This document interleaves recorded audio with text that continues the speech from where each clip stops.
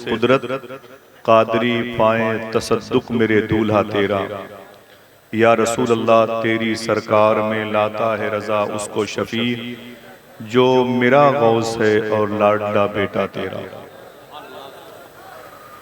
آج یہ اس عاشق رسول جو ایک ہی وقت میں فنا فی الغوث بھی تھا اور فنا فی الرسول بھی تھا، جسے دنیا آقا کریم صلی اللہ علیہ وسلم کے تمام معجزوں میں سے ایک معجزہ کہتی ہے، جن کی محبت کے بارے میں علامہ ظفر الدین بہاری رحمۃ اللہ تعالی علیہ نے فرمایا تھا، اعلیٰ حضرت کی محبت جس کے دل میں ہوگی اس کا انشاءاللہ ایمان پر خاتمہ ہوگا۔ ان کے نام سے یہ موہنیہ پلاسی ارریہ صوبہ بہار کی مجلس ہے۔ آپ لوگ جیسے بھی ہیں ہم سے تو اچھے ہی ہیں، آپ تشریف لائے ہیں۔ اسکرین کے ذریعے سے ہو سکتا ہے کہ اگر یہ ڈاٹا موجود رہا تو کئی 100 سالوں تک آپ ریکارڈ ہو جائیں گے۔ بس شائستہ اور سنجیدہ انداز میں بیٹھ جائیں۔ اگر کوئی نعرہ لگانے کا ارادہ رکھتا ہے تو میں اس سے کہوں گا کہ وہ خاموش بیٹھے گا۔ زور سے داد و تحسین دینے کی للک اگر آپ کے اندر موجود ہے تو اس چراغ کی لو کو بھی اپنے آپ سنبھال کے رکھیے گا، اس کی روشنی کی ضرورت بعد میں پڑے گی۔ میں ایک سیدھی سادی سوچ کا اور ثقیل الفاظ و تراکیب سے اجتناب کرنے والا ایک ہلکا سا ذاکر ہوں، تقریر وغیرہ کرنے کے ارادے سے نہیں آیا، لیکن 30 سال ہو گئے عمر گزری ہے اسی دشت کی سیاہی میں۔ مجھے لگتا ہے کہ بھیڑ شاید کچھ زیادہ ہو گئی ہے، اس لیے بے چینی کے اسباب جو ہمارے سامنے موجود ہیں۔ آپ تقریباً 200 کلومیٹر دور سے چل کر کے آئے ہوئے۔ مائک والے بھائی صاحب، آپ اس میں جو ایکو ہے اس کو بند کر دیں۔ آپ ایک کام کریں، دوسرا کام بتاؤں گا، یہ کام کر لیں گے تب۔ ایکو اس کا بالکل بند کر دیں آپ، ٹھیک ہے؟ اب اس کی آواز بڑھائیں، آپ اس کی آواز بڑھائیں، آواز جی۔ میں نے آپ کے زبان میں بات کی، اس مائک کی آواز بڑھا دیں آپ۔ جتنے کیمپس میں لوگ بیٹھے ہوئے ہیں ان کو میری آواز اور تھوڑی بڑھائیں بھائی جان، تو اچھا مائک ہے کیونکہ دور تک آوازیں پہنچانا بھی بڑا کام ہے۔ بہت بہت شکریہ آپ کا۔ نہیں، ایکو نہ رکھیے گا، اسی کیمپس میں آواز رکھیے گا، اسی کیمپس میں آواز رکھیے گا۔ بیٹھ گئے بھائی جان؟ بیٹا بیٹھ جاؤ، کیا کر رہے ہو تم؟ بیٹھ جائیں۔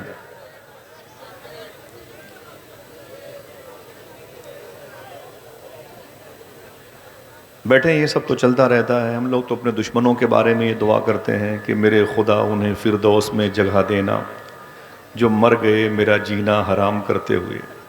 ہاں، تو آپ لوگوں سے تو ایسی کوئی خاص دقت مجھے ہے نہیں، میرا مزاج ہے۔ بھائی جان اس کی آواز یہی رکھیے گا، ٹھیک ہے؟ جیسے بھی ہے ٹھیک ہے، ماشاءاللہ۔ بیٹھیں، بیٹھ گئے بھائی جان؟ تھوڑی سی بات سن لیں۔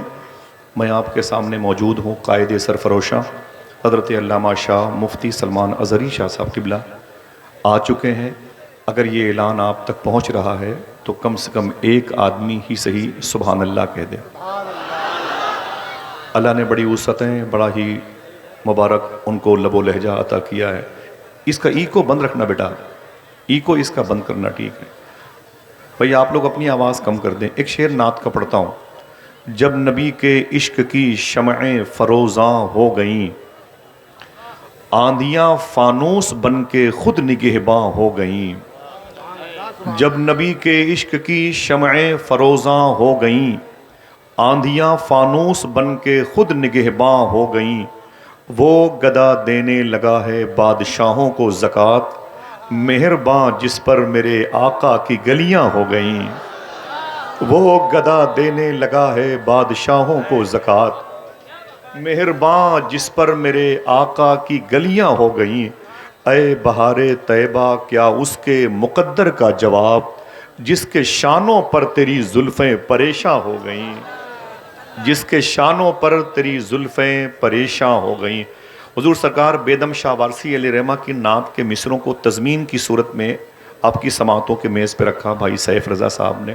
اس کے بعد مبارک حسین کو تو وہ بھی مبارکباد پیش کرتے ہیں جنہیں لفظ مبارک بولنے کا شعور نہیں آیا ہے۔ اللہ ان کی آوازوں کو وسعت عطا فرمائے۔ اور بہت ہی میٹھا لہجہ بھائی عبد الوکیل مبارک پور سما چھپرا موجود ہیں۔ یعنی 3 آوازیں ہیں جن کا تعلق 3 صوبے سے ہے، 3 خطیب ہیں جن کا تعلق 3 الگ الگ صوبے سے ہے. ماشاءاللہ، بہت بہت شکریہ آپ سب کا. بیٹھے رہیں، تھوڑی سی بات کرتا ہوں، بیٹھ جائیں، ورنہ کچھ دنوں کے بعد تو بیٹھنے کی توفیق بھی نہیں ملے گی. آپ آج بول لیں، دل کہے تو سبحان اللہ ہی کہہ دیں. بعد میں اس کے لیے بھی حکومت سے پرمیشن لینا پڑے گا. دنیا تمہیں اس موڑ پہ لائے گی ایک دن، ہنسنا تو بڑی بات ہے، رو بھی نہ سکو گے. سمجھ رہے ہیں آپ؟ حضور کی محفلوں کی جس طریقے سے ہم بے ادبی کر رہے ہیں نا، وہ صحیح کہا، ممبر سے لے کر کے مجالس تک وہی کیفیت ہے. میں علماء کرام سے معذرت چاہتا ہوں، ان کی قلیل تنخواہوں میں اللہ برکتیں عطا فرمائے، لیکن جب ممبر کے آداب جب میں دیکھتا ہوں کہ ملحوظ خاطر نہیں رکھے گئے تو دل کو تکلیف ہوتی ہے. یہ وہ قوم ہے جس کا یہ عقیدہ ہے کہ حضور علم غیب رکھتے ہیں. وہی قوم حضور ہی کی موجودگی میں اپنے سارے ذہنی آسائش کا سامان حضور کی مجلس میں وہ سجا کے بیٹھ جاتی ہے. جب حضور پر کوئی درود پڑھتا ہے تو یہ فیس بک میں بزی ہوتا ہے. حضور کی نعتیں ہوتی ہیں تو اپنے کام میں یہ شیاطین اور شر اور نفس کے حصار میں ہوتا ہے. معلوم ہے آپ کو، سچر کمیٹی کی رپورٹ کے مطابق ہندوستان میں مسلمانوں کی ذلت اور رسوائی آنے والے دنوں میں بد سے بدتر ہونے جا رہی ہے. ابھی تو آوازیں کم کرائی گئی ہیں، مساجد سے مینار اتار لیے جائیں گے. آپ کے چہرے پر حضور کی سنت بھی نظر نہیں آئے گی. آپ کی ماں بہنوں کے حجاب پر آگ لگا دی جائے گی. قرآن کو ٹیشو پیپر بنا کے معاذ اللہ اس کا استعمال کیا جائے گا. وجہ یہ ہے کہ ہم خاموش ہیں، وجہ یہ ہے کہ ہمیں جینا نہیں آتا، وجہ یہ ہے کہ حضور کے نام پر ہم سنجیدہ نہیں ہیں. رب کعبہ کی قسم، اگر کہو تو یہاں سے چل کے بغداد شریف حضور غوث پاک کی جعلی شریف پکڑ کے بتا دیں. میں الہ آباد میں تھا، 2 سال پہلے ایئرپورٹ پہ بیٹھا ہوا تھا تو میرے ایک دوست کا فون آیا تو رونے لگا ہوا. تو میں نے کہا کیا ہوا؟ تو اس نے ایک جملہ کہا تھا، آصف بھائی میں نے 2-3 دن پہلے خواب میں اللہ کے رسول کی زیارت کی. تو میں نے کہا کیا ہوا؟ تو اس نے کہا کہ میں نے کہا یہ بڑے کرم کی بات ہے، حضور نظر آ گئے، حضور نے تجھ پر کرم کیا. میں نے کہا کیا ہوا؟ تو اس نے کہا آصف بھائی میں ایک بات بتاتا ہوں. میں نے کہا کیا؟ میں نے کہا حضور کو میں نے روتے ہوئے دیکھا ہے. حضور کے اشک باری ظاہر تھی. آپ کی جو ریش مبارکہ ہے ذقن شریف کے قریب داڑھی شریف، یہ آنسوؤں سے تر تھی. تو میں حضور کی نالین پکڑ کے بیٹھ گیا.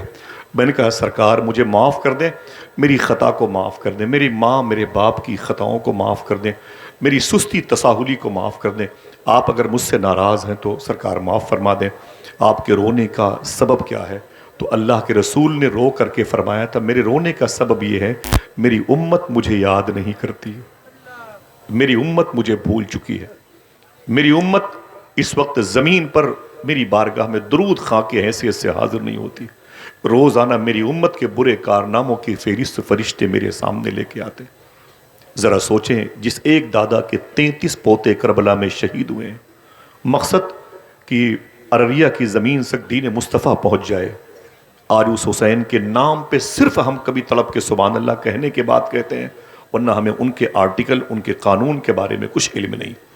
آج ہندوستان کی جیلوں میں جو چاہتا ہے آپ کو اٹھا کے پھینک دیتا ہے، جو چاہتا ہے آپ کی بہن بیٹیوں کی عزتیں لوٹ لیتا ہے، جو چاہتا ہے وہ آپ کے گھروں پہ بلڈوزر چلا دیتا ہے.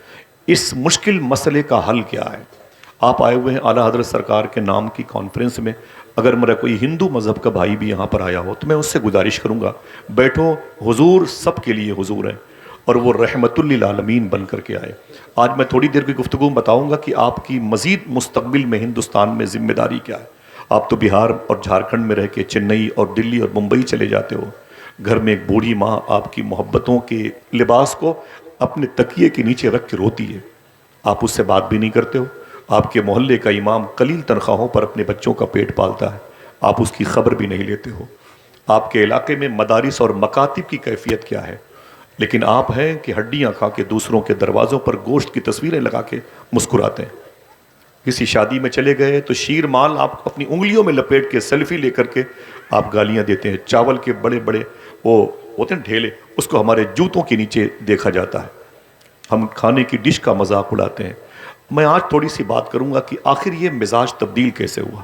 وہ قوم جس کو راہ راست پر لوگوں کو لانے کے لیے پیدا کیا گیا تھا، آج وہ قوم خود راہ راست سے بھٹک کیسے گئی. نہ کوئی زور سے بولے گا، نہ کوئی نعرہ لگائے گا. ٹھیک ہے، ہمیں ان بزرگوں کی 1-1 روپے کی گاڑی کمائی بھیک کے طریقے سے مانگتے ہوئے میں نے تصور میں دیکھا ہے، تب کہیں جا کے حضور کی مجلس سجی ہے. اس میں لاکھوں روپے صرف علماء کرام نے اپنے سفر کے صحبتوں کو جو ہے کامل مکمل کرنے کے لیے خرچ کیا ہے، تب یہ حضور کی مجلس سجی ہے۔ آپ اسے عمر شریف کے ڈرامے کا اسٹیج نہ سمجھیں، آپ بیٹھیں ادب اور احترام کے ساتھ۔ آخر بات کیا ہے، آج دنیا میں سب سے زیادہ ہم پریشان، مشرقی ترکمانستان پر چائنا نے حملہ کیا ہے اور وہاں کی حالت دیگرگوں ہے۔ سوڈان پر وہاں کے بنام مسلمان لوگوں نے حملہ کیا، ان کی حالت دیگرگوں ہے۔ فلسطین کا رام اللہ، غزہ، خان یونس لٹ گیا، برباد ہو گیا۔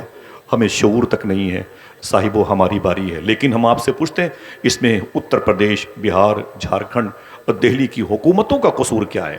اگر ہم نے قصور نہ کیا ہوتا تو یہ سزائیں بن کے ہم پر مسلط نہ ہوتی۔ یہ ہماری خامیاں ہیں جو ان کی تصویریں آج آپ پوری دنیا میں دیکھ رہے ہیں، ہندوستان کے حکمراں کی صورت میں۔ میں سنجیدگی سے تھوڑی سی بات کرتا ہوں۔ قرآن شریف میں ایک آیت کریمہ ہے، ان الدین عند اللہ الاسلام۔ اس کے معنی ماحصل نچوڑ ہوتے ہیں کہ بے شک اللہ کے نزدیک سب سے بہتر دین اگر کوئی ہے تو اسلام ہے۔ میں پھر سے ریورس کرتا ہوں، ان الدین عند اللہ الاسلام۔ اللہ کے نزدیک اگر کوئی دین ہے تو اونچی بولے کون سا ہے؟ اور کوئی بول سکتا ہے؟ ہاتھ اٹھا کے بولیں کون سا دین ہے؟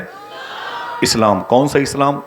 وہ جس نے آپ کو قربانی میں گوشت کھانے کی دعوت دی ہے، جس نے اپنے گاؤں کے بزرگوں کی لاٹھیاں مسجد سے غائب کر کے ان کی نماز کی شاہراہ کو مذاق بنا دیا، جس نے اپنے بزرگوں پر پتھر مارا، جنہوں نے مسجد کے استنجا خانے کے لوٹے غائب کر دیے۔ بتائیں آپ، سادات کی توہین کی گئی، ناسبیت ہمارے سرشت میں داخل ہے، خارجیت ہماری علامت بن گئی ہے۔ بتائیں، مکتب اجڑ رہا ہے، اجڑنے دیجئے، لیکن میرے گھر کی در و دیوار کی خوشبو میں کہیں سے کمی نہ آئے۔ ہمیں برانڈ جوتے چپل چاہیے، اور مدرسے کا ایک طالب علم ننگے پیر میرے سامنے کھڑا ہے تو کھڑا رہنے دیجئے۔ میں آپ سے پوچھتا ہوں کون سا اسلام؟ ان الدین عند اللہ الاسلام۔ اللہ کہتا ہے بے شک میرے نزدیک، یعنی عند اللہ، اللہ کے نزدیک سب سے بہتر دین اگر کوئی ہے تو کوئی اور بول سکتا ہے؟ یہ دو تین بچوں کی آوازیں آتی ہیں، سمجھیے گا۔ اللہ کے نزدیک سب سے بہتر دین اگر کوئی ہے تو کون سا اسلام؟ ماضی قریب میں مستشرقین یورپ کی میٹنگ ہوئی تھی لندن میں۔ وہاں پر دنیا کے 200 سے زیادہ لوگوں کا دماغ تنہا پانے والا پروفیسر جارج برنارڈ شاہ بلایا گیا تھا۔ اس سیمینار کا ٹاپک یہ تھا کہ دنیا میں سکون کیسے قائم ہو، امن اور شانتی کیسے قائم ہو۔ تو بڑے بڑے پروفیسر جو یہودی تھے، عیسائی تھے، سیکولرزم تھے، بودھزم تھے، جینزم تھے، لادینیت کے شکار تھے، شجر پرست تھے اور جبل پرست تھے، ارض پرست تھے اور فلک پرست تھے، اور زمین کو خدا، آسمان کو خدا کہتے تھے، وہ سب بلائے گئے تھے۔ اور کیمپس بھرا ہوا تھا، آدمی پہ آدمی چڑھا ہوا تھا، اور بڑے بڑے دماغ والے لوگ وہاں پہ بلائے گئے تھے۔ اور ٹاپک یہ تھا کہ دنیا میں سکون کیسے قائم ہو۔ ادھر دیکھیں بھائی جان صاحب، دنیا میں سکون کیسے قائم ہو۔ جب سب سے آخر میں جارج برنارڈ شاہ کا نمبر آیا، یہ نام یاد رکھنا، جارج برنارڈ شاہ کا، جیسے بیٹھا ٹیبل پر اور اس نے کہا کہ اب مجھے بولنا ہے ٹاپک، بولے دنیا میں سکون کیسے قائم ہو، تو اس نے کہا ایک کپ چائے لے کے آؤ۔ پروفیسر جارج برنارڈ شاہ کے لیے ایک کپ چائے لائے گی، اور جیسے اس کے ٹیبل پر خادم نے، نوکر نے چائے رکھی تو اس نے کہا یہ چائے گرم ہے؟ اس نے کہا جی سر۔ کہا یہ چائے کب تک گرم رہے گی؟ یہ چائے کب تک گرم رہے گی؟ تو نوکر نے کہا بوس 5 سے 7 منٹ تک یہ چائے گرم رہے گی، اس کے بعد ٹھنڈی ہو جائے گی۔ کہا اس سیمینار کا ٹاپک کیا ہے، اس جلسے کا موضوع کیا ہے، ٹاپک کیا ہے؟ تو اس نے کہا سر اس کا موضوع ہے کہ دنیا میں سکون کیسے قائم ہو۔ کہا چائے کتنی دیر تک گرم رہے گی؟ کہا 5 سے 7 منٹ تک۔ تو جارج برنارڈ شاہ نے کہا تھا، عیسائی تھا لیکن کہا تھا اس نے کیا؟ دل کہے تو سبحان اللہ کہنا۔ اس نے کہا جتنی دیر تک یہ چائے گرم رہے گی، اگر اتنی ہی دیر تک دوبارہ مسلمانوں کا نبی زمین پر آ جائے تو زمین پہ سکون قائم ہو جائے گا۔ اتنی ہی دیر تک اگر مسلمانوں کا نبی زمین پر آ جائے تو زمین پر سکون قائم ہو جائے گا۔ اس نے پھر کیا کہا؟ آپ کھڑے ہیں کہ بیٹھے ہیں، مجھے اس سے کوئی غرض نہیں، آپ میرے سر کے تاج بن جائیں، آپ کے پیروں کی مٹی میری قبر میں کام آئے گی، بس آپ اسی نیت کے ساتھ بیٹھیں۔ سمجھ رہے ہیں؟ پھر اس کے بعد جارج برنارڈ شاہ نے کیا کہا تھا؟ اس نے کہا تھا یہ بتاؤ کہ دنیا میں سب سے عظیم انسان کون ہے؟ تو لوگوں نے کہا سر آپ بتائیں۔ اگر دل کہے تو ایک آدمی ہی صحیح سبحان اللہ بولے، وہ عیسائی تھا۔ دنیا میں سب سے عظیم انسان کون ہے؟ لوگوں نے کہا بوس آپ بتائیں۔ تو اس نے کہتا ہے آمینہ کا لال ہے وہ تمہارے نبی کا نام لیا، جس کا نام سن کے آپ ہل بھی نہیں رہے، جس کا نام سن کے آپ مچلتے بھی نہیں ہیں۔ سمجھ رہے نا؟ یہ نام اگر کوئی غریب لیتا تو امیر ہو جاتا تھا، یہ نام اگر کوئی گونگا لیتا تو سننے والے کہتے منہ میں مصری کی ڈلی رکھی ہے. ایک ہم ہیں کہ جس نبی کے نام پر چل کر کے آ گئے اس نبی کے نام پہ سبحان اللہ بھی نہیں کہتے. وہ عیسائی ہو کر کہتا ہے کہ دنیا میں اگر کوئی سب سے بہتر اے آئی سے پوچھو تو بتائے گا دنیا میں سب سے اچھا آدمی اگر کوئی ہے تو آمینہ کا لال ہے. عیسائی ہو کر کے عیسیٰ علیہ السلام کا نام نہیں لیا, ذوالکفل کا یوشع بن نون کا نام نہیں لیا, صالح اور ہود کا نام نہیں لیا, سلیمان اور عیسیٰ اور یعقوب اور یوسف کا نام نہیں لیا. نام لیا تو رسولوں کے سردار کا لیا. اس نے دوسرا سوال کیا, یہ بتاؤ کہ دنیا کی سب سے عظیم کتاب کون سی ہے؟ لوگوں نے کہا بوس آپ بتائیں. تو وہ کہتا ہے دنیا کی سب سے عظیم کتاب اگر کوئی ہے تو وہ قرآن ہے. کوئی ایک آدمی ہاتھ اٹھا کے بولے کون سی کتاب؟ دل سے بولے کون سی کتاب؟ قرآن ہے. اس نے کسی بائبل کا نام نہیں لیا. اس نے تیسرا اور آخری سوال کیا, یہ بتاؤ کہ دنیا میں سب سے اچھا مذہب, سب سے اچھا دھرم کون سا ہے؟ سننا صاحب, میں معافی چاہتا ہوں علماء کرام کو, میں اپنی باتیں سننے نہیں آیا, مجھے ان کی دعا کی طلب تھی, میں ہوں ان کے سامنے, آپ بس میری سنیں, کچھ بھی نہ کریں, بیٹھے رہیں آپ. کہا دنیا کا سب سے عظیم دھرم مذہب کون سا ہے؟